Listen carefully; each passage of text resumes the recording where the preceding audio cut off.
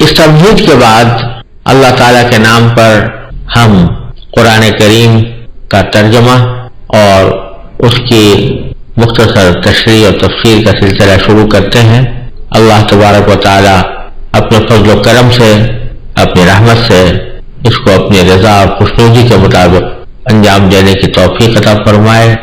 اور اس کو ہم سب کے لیے نافع اور مفید بنائے۔ اعوذ باللہ من الشیطان الرجیم، بسم اللہ الرحمن الرحیم، الحمد للہ رب العالمین، الرحمن الرحیم، مالک یوم الدین، ایاک نعبد و ایاک نستعین، اہدنا الصراط المستقیم، صراط الذین انعمت علیہم غیر المغضوب علیہم ولا الضالین۔ شروع اللہ کے نام سے جو سب پر مہربان ہے، بہت مہربان ہے۔ تمام تعریفیں اللہ کی ہیں جو تمام جہانوں کا پروردگار ہے، جو سب پر مہربان، بہت مہربان ہے، جو روز جزا کا مالک ہے۔ اے اللہ، ہم تیری ہی عبادت کرتے ہیں اور تجھی سے مدد مانگتے ہیں۔ ہمیں سیدھے راستے کی ہدایت عطا فرما، ان لوگوں کے راستے کی جن پر تو نے انعام کیا ہے، نہ کہ ان لوگوں کے راستے کی جن پر دونوں میں یہ ہے۔ دوسرا فرق یہ ہے کہ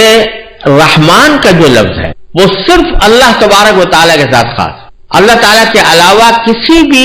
فرد کو رحمان نہیں کہا جاتا، کیونکہ اس کی رحمت،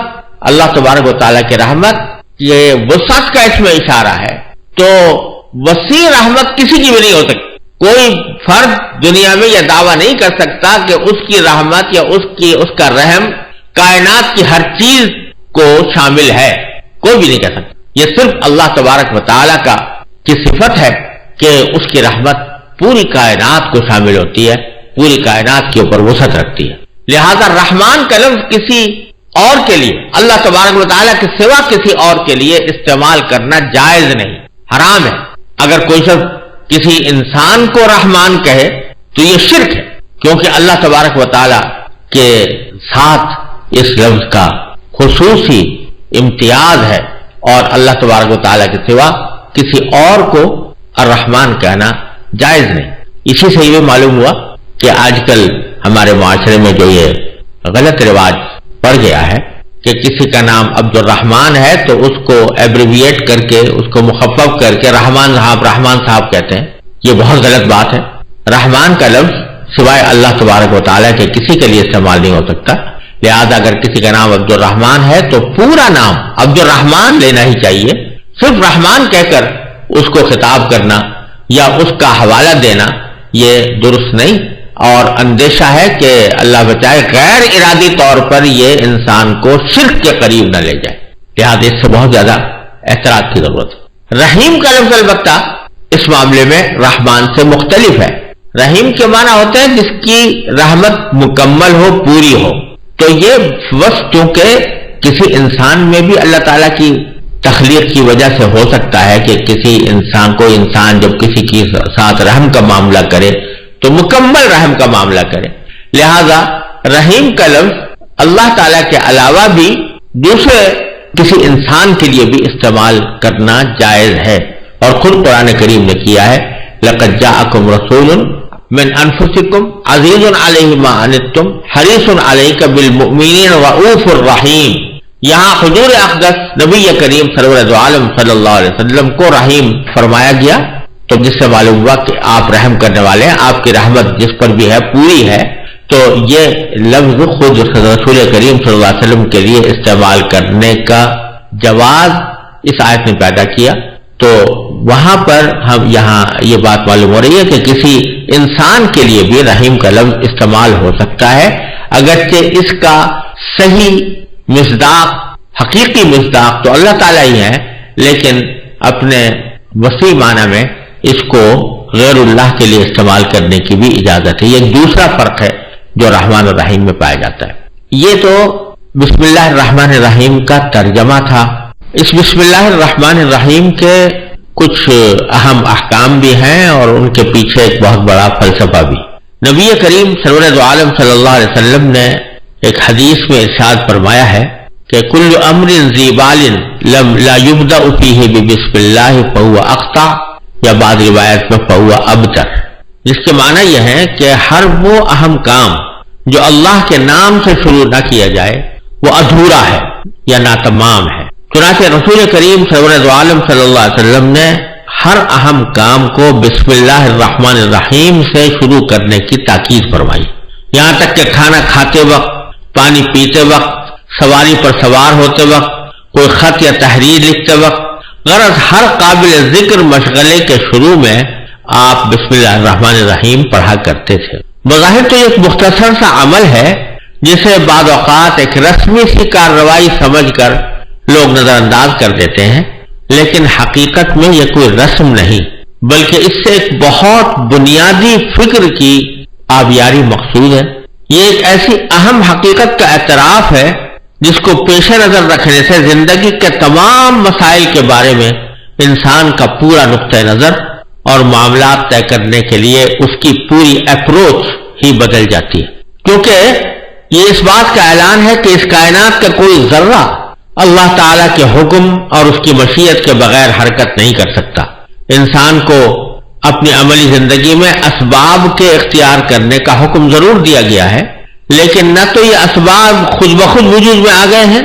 اور نہ ان اسباب میں بذات خود کوئی کارنامہ انجام دینے کی طاقت موجود ہے. حقیقت میں ان اسباب کو پیدا کرنے والا اور ان میں تاثیر پیدا کر کے ان کے نتیجے میں واقعات کو وجود میں لانے والا کوئی اور ہے. ذرا سا غور کیجئے کہ جب ہم پانی پینا چاہتے ہیں تو بسا اوقات غفلت اور بے دیانی کے عالم میں پی کر فارغ ہو جاتے ہیں. ایک ظاہر بین انسان زیادہ سے زیادہ اتنا سوچ لیتا ہے کہ اسے پانی کہاں سے حاصل ہوا، کس کنویں سے یا دریا سے یا جھیل سے. اور انسان کی پیاس بجھانے کے لیے اللہ تعالیٰ کی قدرت کاملہ نے کائنات کی کتنی قوتیں اس کی خدمت میں لگا رکھی ہیں اور اس کے لیے کیسا عجیب و غریب نظام بنایا ہوا ہے، اس کا دھیان بہت کم لوگوں کو آتا ہے. اللہ تعالیٰ نے پانی کا عظیم الشان ذخیرہ سمندروں کی شکل میں محفوظ فرمایا اور اسے سڑنے سے بچانے کے لیے اول تو اسے نمکین بنا دیا ہے اور دوسری طرف اسے ہر دم اس طرح رواں دواں رکھا ہے کہ اس کی موجیں حرکت اور بےتابی کی علامت بن گئی. اور باوجود کہ اس میں روزانہ ہزارہ جانور مرتے ہیں لیکن یہ پانی کبھی سڑتا نہیں. لیکن انسان کے لیے پانی کے اس عظیم الشان ذخیرے سے براہ راست فائدہ اٹھانا ممکن نہیں تھا، اس لیے کہ اول تو اس میں پانی کی کڑواہٹ ہی ایسی تھی کہ اسے انسان پی نہیں سکتا تھا. دوسرے، اس پانی کا حصول صرف آس پاس بسنے والوں کے لیے ہی ممکن تھا، دور رہنے والے اس سے فائدہ نہیں اٹھا سکتے. اس کے لیے اللہ تبارک و تعالیٰ نے ایک طرف سمندر سے مانسون اٹھا کر اس میں ایک ایسا خودکار پلانٹ نصب کر دیا جس کے ذریعے سمندر کے کڑوے پانی کو میٹھا کرنے کا حیرت انگیز نظام کسی انسانی محنت یا مالی خرچ کے بغیر مسلسل جاری ہے. دوسری طرف اس مانسون کو بادلوں کی شکل دے کر اللہ تعالیٰ نے ایک مفت ایئر کارگو سروس فراہم کر دی ہے جس کے ذریعے یہ سیال پانی ہوا میں تیرتا اور سینکڑوں بلکہ ہزاروں میل کی مسافت طے کرتا ہے اور اس کی فضائی پرواز نے دنیا کے ہر خطے کو سمندر کا پانی میٹھا کر کے سپلائی کرنے کی ذمہ داری لے رکھی. لیکن نہ تو انسان یہ برداشت کر سکتا تھا کہ اس پر ہر وقت بادل چھائے رہیں اور بارش برستی رہے، اور نہ اس میں یہ طاقت تھی کہ وہ سال بھر یہ 6 مہینے کا پانی ایک ساتھ اکٹھا کر کے رکھ سکے. لہذا اللہ تبارک و تعالیٰ کی قدرت و حکمت نے یہ انتظام فرمایا کہ بادلوں کا یہ پانی پہاڑوں پر برسا کر اس کے منجمد ذخیرے برف کی شکل میں محفوظ فرما دیے. پانی کا یہ دل فریب کولڈ سٹوریج پہاڑوں کی چوٹیوں پر دلاویز نظارے تو فراہم کرتا ہی ہے، لیکن اس کا اصل کام ہماری پیاس بجھانے کا انتظام ہے. اسی کو قرآن کریم نے یہ ارشاد فرمایا کہ افرأیتم الماء الذی تشربون اانتم انزلتموہ من المزن ام نحن المنزلون، کہ ذرا غور تو کرو کہ وہ پانی جو تم پیتے ہو کیا تم نے اس کو بادلوں سے اتارا ہے یا ہم نے اس کو بادلوں سے اتارا ہے؟ ہم ہیں اس کو بادلوں سے اتارنے والے. پھر انسان کو یہ تکلیف بھی نہیں دی گئی کہ وہ اس برفستان میں خود جا کر اپنی ضرورت پوری کرے، بلکہ اسے سورج کی گرمی سے پگھلا کر دریا اور پہاڑی نالے بنا دیے گئے، اور اس کے علاوہ پانی کے سوتوں کے ذریعے زمین کے کونے کونے میں ایسی پائپ لائن بچھا دی گئی ہے کہ انسان جہاں سے زمین کھودے وہیں سے پانی برآمد ہو جاتا ہے۔ سمندر سے پانی اٹھا کر اسے پہاڑوں پر محفوظ کرنے اور پھر زمین دوز پائپ لائن کے ذریعے دنیا کے چپے چپے تک اسے پہنچانے کے عظیم الشان سلسلے میں کہیں بھی کسی انسانی عمل یا اس کی فکر و کاوش اور منصوبہ بندی کا کوئی دخل نہیں۔ انسان کا کام صرف اتنا ہے کہ وہ ان بہتے ہوئے دریاؤں یا زمین میں پوشیدہ سوتوں سے اپنی ضرورت کے مطابق پانی حاصل کر لے۔ اگرچہ یہ کام پانی کی سپلائی کے مذکورہ بالا قدرتی اور آفاقی نظام کے مقابلے میں نہایت محدود اور مختصر کام ہے، لیکن اس محدود سے کام کی انجام دہی میں بھی انسان بڑی مشقت اٹھاتا، بہت روپیہ خرچ کرتا اور کائنات کے دوسرے وسائل سے کام لیتا ہے۔ پانی کا ہر وہ گھونٹ جو ہم ایک لمحے میں اپنے حلق سے اتار لیتے ہیں، آب رسانی کے سارے طویل عمل سے گزر کر ہم تک پہنچتا ہے، جس میں سمندر، بادل، پہاڑ، آفتاب، ہوائیں، ندی نالے، زمین اور اس میں پوشیدہ خزانے، اس پر چلتے ہوئے جانور اور بالآخر انسان اور اس کے بنائے ہوئے آلات سب اپنا اپنا کردار ادا کر چکے ہوتے ہیں۔ جب حضرت صلی اللہ علیہ وسلم نے یہ تعلیم دی کہ پانی پینے سے پہلے بسم اللہ الرحمن الرحیم کہو، یا کم از کم بسم اللہ ہی کہہ دو، جس کا مطلب یہ ہے کہ اللہ کا نام لے کر پانی پینا شروع کرو، تو در حقیقت اس کا مقصد یہی ہے کہ پانی کی اس نعمت کے استعمال سے پہلے اللہ تبارک و تعالیٰ کے اس احسان عظیم کو یاد کرو، جس سے تمہارے ہونٹوں تک پانی کے یہ گھونٹ پہنچانے کے لیے کائنات کی کتنی قوتوں کو تمہاری خدمت میں لگا دیا۔ اس پانی کے حصول کے لیے تم نے چند ظاہری اسباب ضرور اپنے عمل اور اپنی محنت سے اختیار کیے، لیکن ان ظاہری اسباب کی رسائی ایک خاص حد سے آگے نہیں تھی۔ اس حد کے پیچھے اللہ تعالیٰ کی ربوبیت کا وہ محیر العقول نظام کام کر رہا ہے، جو انسان کے عمل ہی نہیں، اس کی سوچ اور تصور کی پرواز سے بھی بالاتر ہے۔ پھر ایک عام آدمی کو اس سے زیادہ کسی بات سے سروکار نہیں ہوتا کہ اسے پیاس لگی تھی، جسے اس نے گلاس پانی پی کر تسکین دے دی، لیکن یہ پانی حلق سے اتر کر کہاں جا رہا ہے اور اس کے جسم کی کیا کیا خدمات انجام دے رہا ہے، اس کی طرف عام طور سے کسی کا دھیان بھی نہیں جاتا۔ ذرا غور سے کام لیں تو در حقیقت ہماری جسمانی مشینری کے ایک ایک پرزے کو پانی کی ضرورت تھی، جس کے بغیر یہ مشینری کام نہیں کر سکتی تھی، لیکن چونکہ عام انسان یہ بھی پتہ نہیں لگا سکتا کہ اس کے جسم میں کب پانی کی مطلوبہ مقدار کم ہو گئی ہے، اس لیے قدرت خداوندی نے اسے پیاس کی شکل میں ایک عام فہم میٹر عطا کر دیا، جو ہر عالم و جاہل، شہری اور دیہاتی، یہاں تک کہ ناسمجھ بچے کو بھی خود بخود یہ بتا دیتا ہے کہ اسے پانی کی ضرورت ہے۔ وہ اسے صرف اپنے ہونٹ اور حلق کی ضرورت سمجھتا ہے اور انہی دو چیزوں کو تر کر کے مطمئن ہو جاتا ہے کہ پیاس بجھ گئی، لیکن در حقیقت پانی کا اصل فائدہ اس سے کہیں آگے ہے۔ وہ صرف ہونٹ اور حلق کی ہی نہیں بلکہ پورے جسم کی مانگ تھی۔ وہ حلق سے گزر کر جسم کے ہر اس حصے کو سیراب کرتا ہے جسے اپنی زندگی برقرار رکھنے کے لیے اس کی ضرورت تھی، اور اس طرح جسم کی اندرونی پائپ لائن کے ذریعے وہ پانی سر سے لے کر پاؤں تک ضرورت کی تمام جگہوں تک پہنچایا جاتا ہے، اور پھر جتنے پانی کی جسم کو ضرورت ہوتی ہے اتنا جسم میں باقی رہتا ہے، اور باقی حصہ جسم کی دھلائی کرنے کے بعد اپنے ساتھ مضر اجزاء کو بہا کر دوبارہ جسم سے باہر نکل جاتا ہے۔ مشہور ہے کہ ہارون رشید ایک مرتبہ پانی پینے کے لیے گلاس ہاتھ میں لیے ہوئے تھے، وہ اس گلاس کو ہونٹوں تک لے جانے لگے تو قریب میں بیٹھے ہوئے بہلول مجذوب نے ان سے کہا